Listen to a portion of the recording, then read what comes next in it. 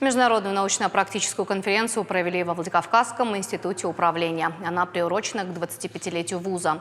На конференции обсудили актуальные проблемы современного общественного развития. Участники – ученые МГУ, МГИМО, научные сотрудники Юго-Остинского государственного университета и преподаватели вузов. В завершении конференции подвели итоги и наградили победителей республиканских конкурсов «Великая Отечественная война. Уроки истории и современности» и «Путешествие в космос», который провел Владикавказский институт управления. На сегодняшний день мы единственный негосударственный вуз в республике.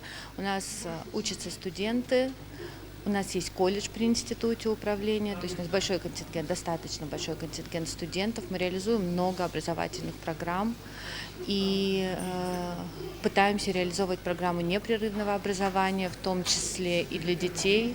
У нас действуют уже летние лагеря при институте. Наши выпускники, то есть выпускники Владикавказского института управления, всегда были востребованы на рынке труда. Они работают как в органах государственной власти, так и в бизнесе, в образовательных организациях.